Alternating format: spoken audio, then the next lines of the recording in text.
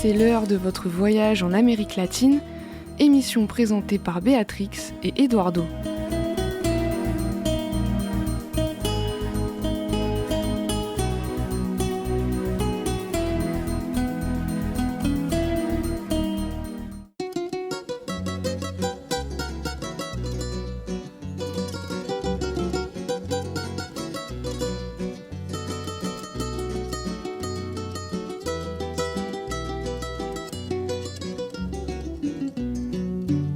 No te asombres si te digo lo que fuiste, una ingrata con mi pobre corazón, porque el fuego de tus lindos ojos negros alumbraron el camino de otro amor. Y pensar que te adoraba ciegamente, que a tu lado como nunca me sentí, y por esas cosas raras de la vida, sin el beso de su boca yo me vi, amor de mis amores, reina mía. Bonjour et bienvenue à l'émission L'Autre Amérique sur le son de Radio Libre en Périgord à Coulommiers-Chamy et aussi de par le monde sur notre site internet. Cette émission est diffusée en direct tous les jeudis à 10h et rediffusée les mardis à 14h. Pour vous donner des informations sur le continent latino-américain, à mon côté, Béatrix. Bonjour Béatrix. Bonjour Eduardo. Et à la technique, Antoine. Assisté par Warren. Au sommaire de cette semaine, nous allons vous parler évidemment de l'Argentine. Vous allez découvrir pourquoi. Nous allons vous parler de Panama, de l'Équateur, du Salvador et si le temps nous permet, on va parler un peu de l'Amazonie. Et vous avez entendu parler aussi du décès du pape François. Même pour les non-croyants, et nous avons trouvé beaucoup d'articles, donc nous avons fait un résumé, sortir quelques extraits, et un article paru comme on va le dire Béatrix, dans le sud-ouest, de la correspondance directement de Buenos Aires. Oui, il s'agit d'Anaïs Dubois. Donc, sur les traces du pape du bout du monde, puisque ce pape vient d'Argentine. Après 12 années du pontificat, le pape François a pris toute sa place dans le cœur des Argentins. Quel héritage a-t-il laissé dans son pays d'origine ? Quel aspect de sa vie latino-américaine l'ont accompagné au Vatican ? Le 27 février 1953, Jorge Mario Bergoglio répondait à l'appel de Dieu. Le jeune Bergoglio avait alors 17 ans. 2 ans plus tard, lors d'un déjeuner familial, il annoncera à sa famille qu'il ne fera pas d'études de médecine, comme tous l'espéraient, mais qu'il entrera au séminaire. Jorge Mario Bergoglio n'a jamais cessé de manifester son attachement à sa paroisse de jeunesse au cœur du quartier de Flores, à Buenos Aires. Bergoglio aura été le premier pape latino-américain, un pape du bout du monde, des pauvres, des minorités et des migrants. Ce jésuite proche des plus humbles ne s'inscrivait pas dans la mouvance de la théologie de la libération qui officie dans les quartiers les plus défavorisés du pays. Mais personne n'a jamais autant soutenu que lui ce courant de l'Église. Dans les quartiers populaires de Buenos Aires, on ne se pose pas la question de l'héritage laissé par le pape François, qui, dès les premiers jours de son pontificat, avait plaidé en faveur d'une église pauvre, pour les pauvres, face à la presse internationale. Serait-ce finalement le pape François qui aurait porté au Vatican le message hérité des plus humbles ? Oui, c'est intéressant parce que même dans le magazine Challenge, il y a un édito de celui qui est le directeur de la rédaction et c'est très intéressant parce qu'il dit le message du pape François, soyez pauvres, pas pape des pauvres et des opprimés. Pour reprendre l'hommage de Jaël Brown-Pivet, François a cultivé toute sa vie cette méfiance de sa part qui revendique la présidente de l'Assemblée nationale. Choisissant de vivre au Vatican dans une suite de 2 pièces à la résidence Sainte-Marthe plutôt que dans les appartements pontificaux, arpentant le monde avec ses godillots noirs plutôt que chaussés de mocassins pourpres, préférant l'incandescence du stade Vélodrome de Marseille aux rangées des chefs d'État dans la nef de Notre-Dame, le pape qui s'est éteint est d'abord un homme de symbole. Des plus populaires, depuis la poste avec les maillots du numéro 10 de l'équipe de football argentin, jusqu'à ces gestes renversants, chaque jeudi saint, de verser les pieds des damnés malades du sida, façon de marquer aux yeux du monde l'inversion des priorités. Il faut avoir fait 8 ans de psychanalyse et lu les 22 volumes de l'histoire des papes depuis la fin du Moyen Âge pour savoir distiller avec autant de force, autant de messages. Voilà donc, je vous livre un extrait parce que c'est très long. Et de partout par le monde, il y a des hommages à ces papes, même pour les non-croyants.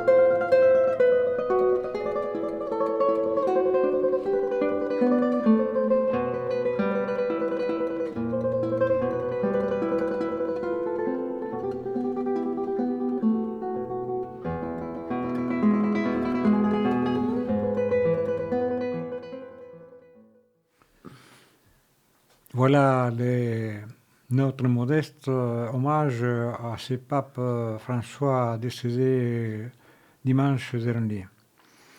Et au sujet des migrants, nous allons parler aussi des migrants entre Panama et la Colombie, n'est-ce pas Béatrix? Oui, dans la jungle de Darien, le reflux des migrants. Déboutés par l'administration Trump, des milliers de migrants effectuent le périple retour, parfois jusqu'au Venezuela. Une mer turquoise, une plage de sable fin, des migrants exténués. Enclavé dans la jungle du Darien, à la frontière avec le Panama, le village colombien de Capurganá, qui a vu passer des milliers de candidats au rêve nord-américain, accueille aujourd'hui les Vénézuéliens qui ont rebrouché chemin, faute d'avoir pu passer la frontière avec les États-Unis. Le flux migratoire s'est inversé rapidement, prenant de court les autorités colombiennes. Début avril, plus de 200 Vénézuéliens sont arrivés à Capugarna en provenance du Panama. La traversée sur des barques précaires a duré plus de 8 heures. Les visages disent la peur, la fatigue et le découragement. À pied et en bus, les migrants vénézuéliens font le voyage inversé du Mexique au Panama via le Guatemala, le Honduras, le Nicaragua et le Costa Rica. Au Panama, les passeurs exigent entre 246 et 274 € pour les amener du port Colón au village Necoclí sur la côte caraïbe colombienne. Les migrants soupçonnent les autorités des pays traversés de ralentir leur voyage pour remplir les poches des mafias et des commerçants locaux. La plupart des migrants du retour ont quitté leur pays il y a 6 ou 7 mois. Certains vivaient encore au Venezuela, d'autres avaient déjà émigré en Colombie ou ailleurs en Amérique latine.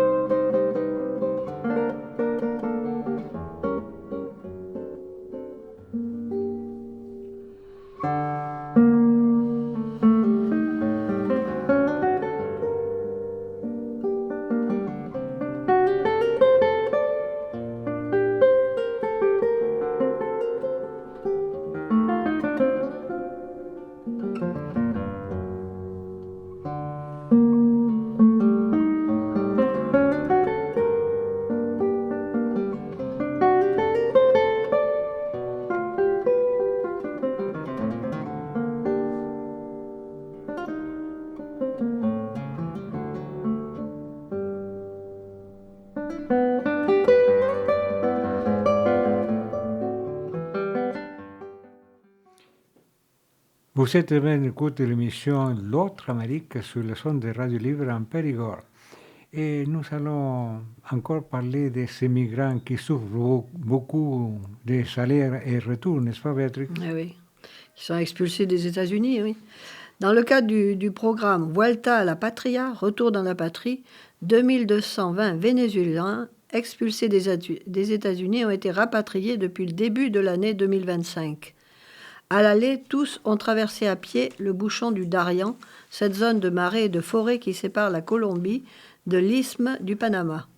Le mot « enfer » revient dans tous les témoignages. Les uns évoquent la boue, les torrents, les insectes et les serpents. Les autres, les brigands qui les ont détroussés. Tous parlent des cadavres croisés sur le chemin. Arrivés au Mexique, les migrants ont travaillé comme mécaniciens, menuisiers ou femmes de ménage. Ils ont lavé des pare-brises et fait la manche. Ils ont dormi dans la rue. Ils ont eu faim, ils ont connu le mépris. Les plus chanceux ont subsisté et financé le voyage de retour grâce à l'argent renvoyé par leurs proches installés aux États-Unis. Les Vénézuéliens sont impatients de retrouver leur pays. Beaucoup repartiront ensuite pour le pays où ils avaient émigré avant de tenter le rêve nord-américain. Luis Videla, mécanicien sceptique. Trump a décidé de renforcer les sanctions contre le gouvernement de Maduro et d'empêcher le Venezuela de vendre du pétrole. Trump nous chasse des États-Unis et nous affame au Venezuela.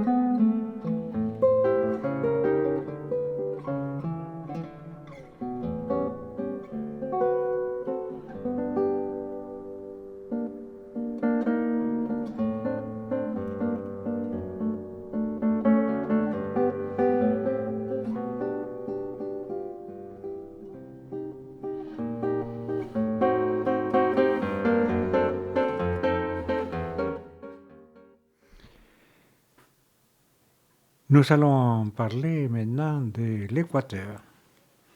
Oui, il s'agit de la réélection du président Daniel Noboa.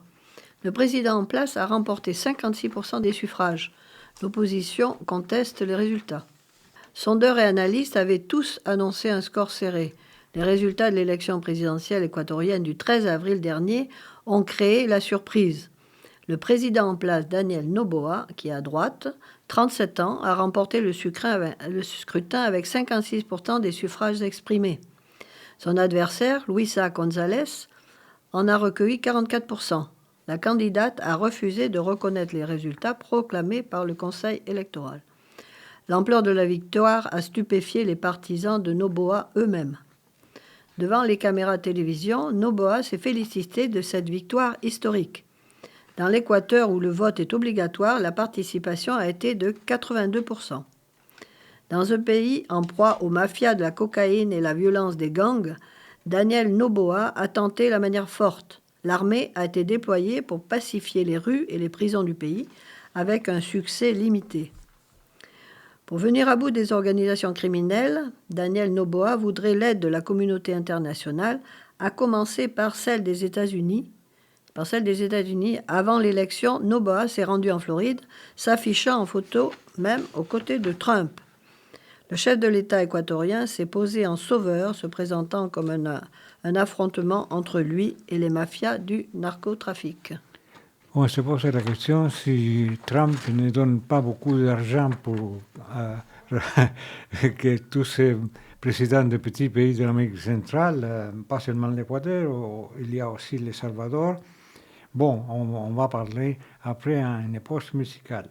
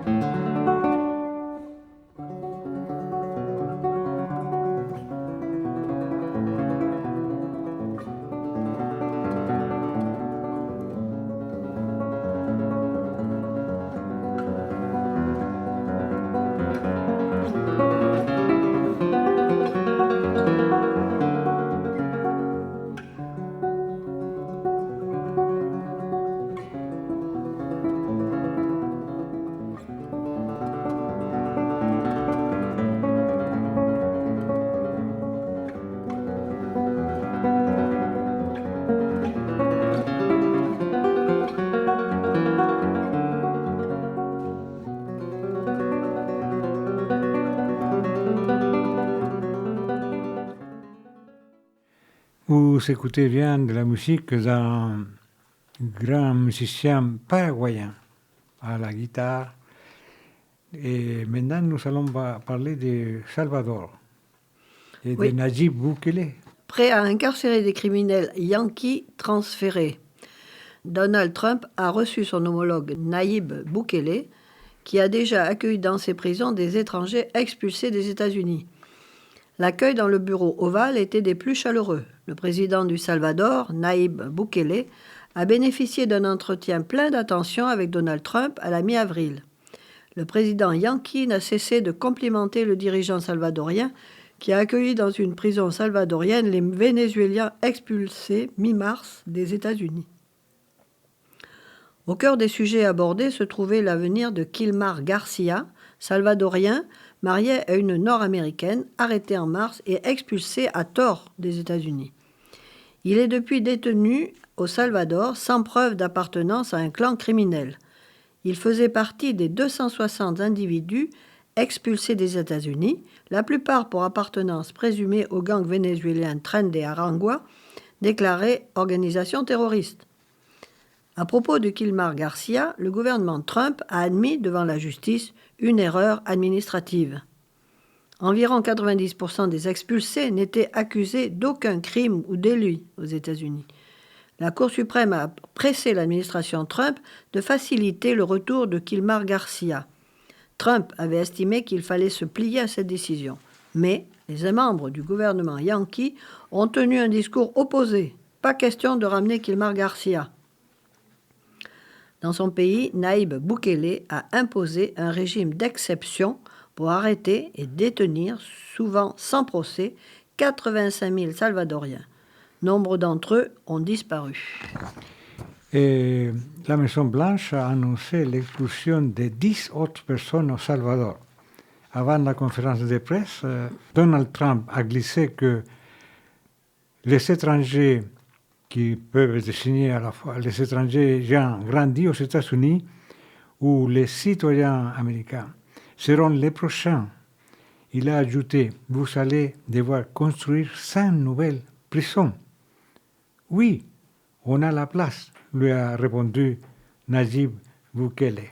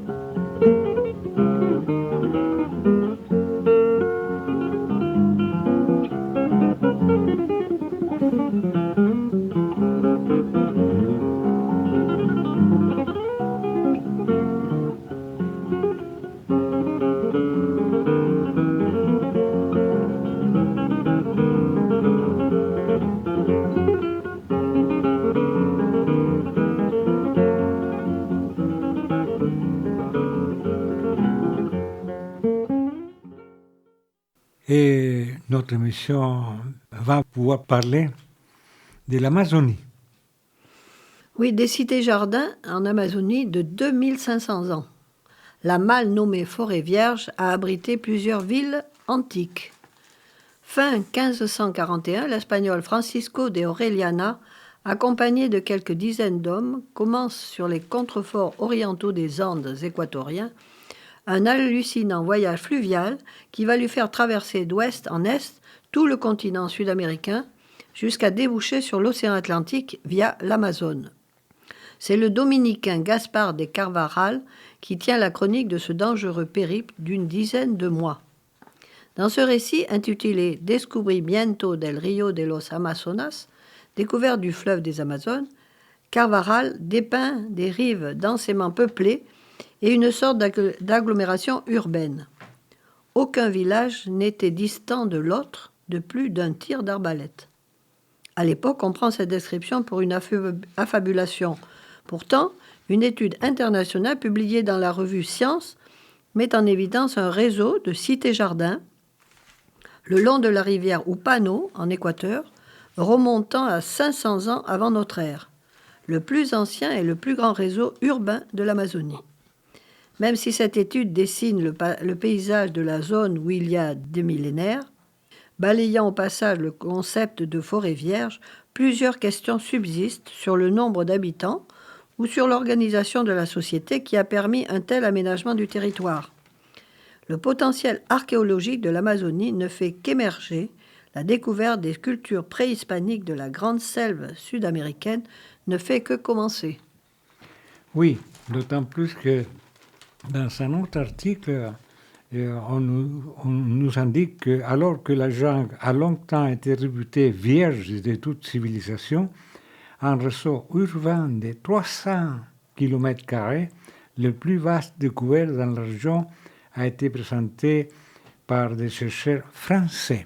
C'est un extrait de deux articles sur l'Amazonie et ses richesses incroyables déjà depuis longtemps.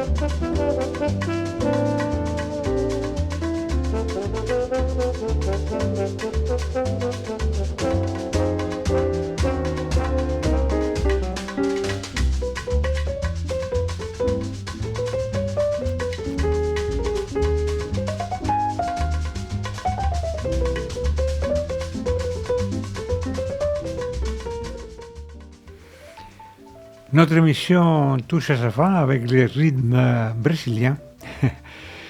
Nous vous donnons rendez-vous bientôt parce qu'il y a aussi des jours fériés, mais il y aura le technicien Antoine qui va se dépêtrer pour trouver une émission probablement de Radio Nationale d'Espagne sur le continent latino-américain.